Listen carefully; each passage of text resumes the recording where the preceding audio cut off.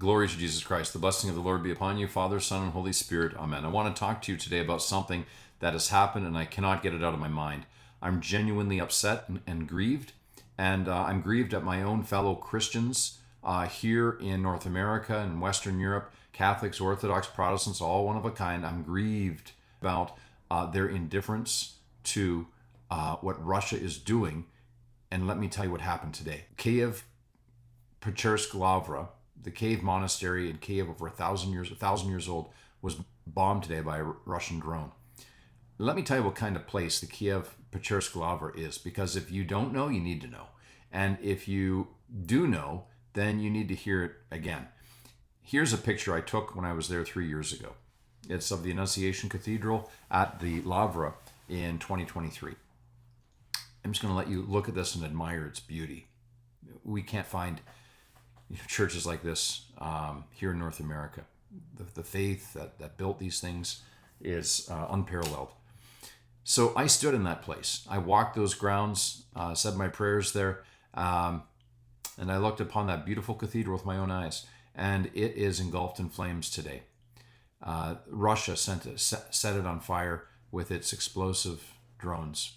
And I need you to understand that this is not an abstract news story to me or to many people who are attracted to Eastern Christianity.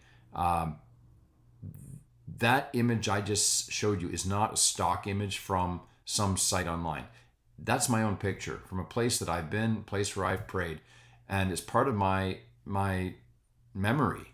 And this is why I'm so grieved that this is up in flames today. This monastery is 1,000 years old, founded in 1051. One monk, St. Anthony of the Caves, went into the hillside above the Dnipro River in Kyiv to seek God in silence. And then others came, 12, 20, then 100. And under St. Theodosius, they built a community that would become the furnace in which Christianity for an entire civilization was forged. Saints were made there. Monks copied the scriptures. They painted icons. Bishops were raised up there. They healed the sick. Many exorcists of great renown came out of that monastery in the 12th century. The monks there wrote chronicles and history of Kiev Rus, and they didn't merely write history, they made history. That monastery, it survived, barely, but it survived eating the sacking and destruction and looting of Kiev by the Mongols in 1240. That monastery survived Soviet persecution. And when part of it was destroyed in 1941, no one really knew if it was the Soviets or the Germans. Empires came, empires went. The monastery stayed. Today, the Russians destroyed part of it. Fires erupted across the city. Tens of thousands have lost power. And more than a dozen people are reported injured. I don't know how many, if any, have died. God have mercy. But among all these sites, the Kyiv-Pechersk Lavra, the cave monastery, caught fire. The monks and rescuers, rushed into the smoke to carry out the icons and any of the sacred vessels. I don't know how extensive the damage is throughout the monastery complex. There are many buildings there, but the Annunciation Cathedral is badly damaged. And so I want you to sit with that image that I put up there earlier in this video. Think about that, though. That beautiful building and monks running in and out of there, trying to carry out icons and the Eucharist that's been being stored in the kavot, in the tabernacle. That same monastery you're looking at in my photograph is destroyed by Iranian? No. North Korean missiles? No. Chinese missiles? No. Muslim? Indian? No. By Russian drones. Now, I need to ask directly to my fellow Catholics, what's your response to these attacks on the monastery? Yes, I'm speaking about this Russia that is the supposed defender of Christianity, this Russia that is the defender of tradition, this Russia that's the defender of family, this Russia that's the defender of life and values. I'm asking you with as much charity as I can muster, how do you square that with these actions today of sending explosive drones into the most revered monastery in Slavic Eastern European Christianity? Because I remember in 2020, with many of you, I was aggrieved with the destruction of our civil monuments here in the United States with the Black Lives Matter protests. And I remember how angry you were, and you had every right to be angry, when mobs pulled down statues of Christopher Columbus, of Thomas Jefferson, and when our heritage and our history were treated with contempt by people who really should have known better. And you were right to be upset. Sacred things, however, matter so much more than secular monuments. And this isn't some 100-year-old bronze monument. We're talking about a 1,000-year-old monastery that is the epicenter of the spiritual life for an entire civilization, Slavic Christianity. And history is important here. The saints that came out of this place are important here. This place is a symbol of the sacred. And for Russia to attack it, to try to destroy it, it shows its true nature. So where are you? Where are you? Where's your outrage now? One of the most ancient and sacred Christian sites, Christian monasteries in the entire world, older than any cathedral in Western Europe, the Notre Dame's foundation, well, it's now partially destroyed and on fire, struck by your man, Vladimir Putin, and by your defender of Christian values, Russia. And I'm hearing silence from the same Christian brothers and sisters who could not stop talking about the destruction of the secular monuments here in America 6 years ago, which, by the way, was absolutely atrocious. The left never should have been permitted to get away with those absurdities. I'm not asking you to become a geopolitical analyst, and I'm not asking you to take a position on every complex situation, but I am asking you to feel something, empathy, and to be honest about how you feel. Are you comfortable being silent when your own values are being undermined by the man you claim to be defending your values? Are you comfortable with that contradiction? Because if the desecration, that's what this is, of sacred things matters, then it has to matter regardless of who's doing the desecrating. Whether it's your guy or our guy, this is a line that has been crossed. And you cannot be silent. You know, there's a king in the Old Testament that this has reminded me of. His name is Ahaz. And he was not some kind of pagan outsider. He was one of God's chosen people, the king of Judah, the king of God's own covenant people. And he carried the name of the Lord Yahweh on his lips. Yet he dismantled the sacred furnishings of the temple. He shut its doors, and then he erected pagan altars throughout Jerusalem. Yeah. And he sacrificed his own son. And when disaster came upon him, when his enemies closed in and his kingdom began to implode, Scripture says, in the time of his distress, he became yet more faithless, not faithful, yet more faithless to the Lord. He kept using God's name. He kept performing religious rites. He just performed them on altars of his own design before gods that served his purposes, while the temple stood closed and stripped.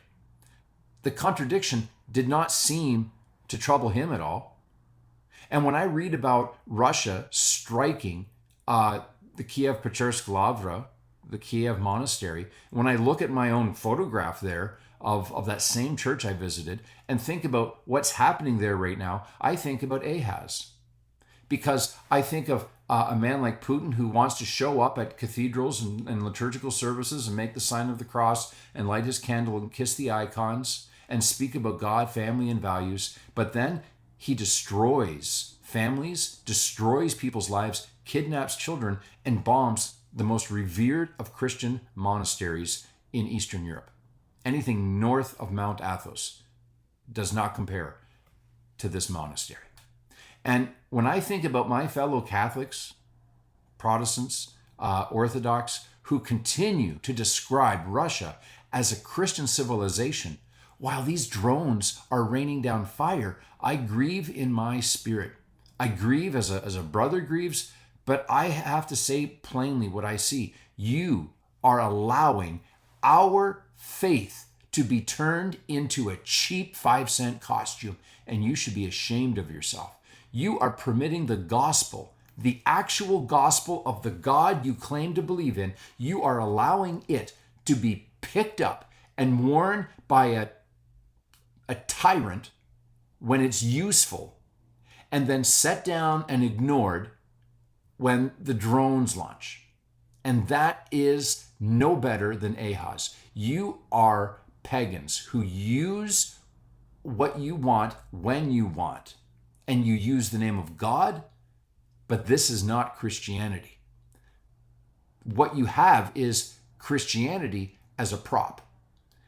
And every time a Catholic commentator, a Catholic intellectual, or an Orthodox intellectual, or an Orthodox influencer, or any kind of Christian influencer nods along to the narrative of Russia as Christendom's last defender, while a monastery burns, then we hand the world one more reason to look at our faith and to laugh. Not because of the gospel, but because we've made it laughable by letting it be used by a thug, a gangster, a mob boss. And it shows that we revere and fear the mob boss, Putin, more than we love our Lord. I'm a Catholic. I love this church. I love her history, her martyrs, her councils, her sacraments, her saints, and her popes, including the Eastern saints. I'm an Eastern Catholic. I love the saints and the relics who lie in the Kyiv monastery, whose relics I've venerated. And it is eating me up that my own fellow believers, despite all of these 4 years of war, all these people who've died, and now this revered monastery under attack, that my fellow believers dare to say that they hitch their wagon to this man who claims to be defending life and family and religion.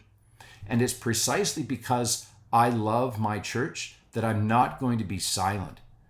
And tradition is not, some kind of political brand. The family, I'm not going to allow the family to be a talking point for a strongman. If Russia is pro-life, then why does it bomb civilians? And if Russia is pro-traditional religion, then why does it bomb the most traditional of religious sites in Ukraine? It's like the Crusaders going to the Holy Land to liberate it from the infidels, only to sack and loot Hagia Sophia in Constantinople. If you really believe in Christian civilization, then the burning of this revered monastery cathedral, Annunciation, is a 5-alarm crisis of moral consistency that demands that you speak up. For 1,000 years, from the cave of Anthony to the great cathedral of the Dormition, that monastery has asked the same question of emperors and czars and ordinary believers alike. Are you serving Christ, or are you using him? And the monks who lived in that monastery, they learned to answer that question. And I'm asking you to answer that question now, my fellow Catholics, Orthodox, and Protestant brothers and sisters, to ask that question today about yourself. Are you serving Christ, or are you allowing Christ to be used? I'm upset. I'm genuinely grieved, not with contempt, but with grief of someone who knows what this faith is supposed to be, and I cannot bear to watch it be reduced to a caricature, picked up and used by cheap dictators and murderers, and at the same time defended by my own brothers and sisters who should know better. May God protect these long-suffering people of Ukraine, the monks at the Lavra, some of whom I spoke with 3 years ago. May God have mercy on the people of Ukraine. May God have mercy on the deluded Christians in the West who believe that despite all this, Russia is doing this to defend our tradition, when they bomb monasteries. And even more than the monasteries is the murder, the unnecessary taking of life on a massive scale. May God grant us all the courage to let our faith mean what it actually means, even when it costs us something, even when it means saying hard things to people we love.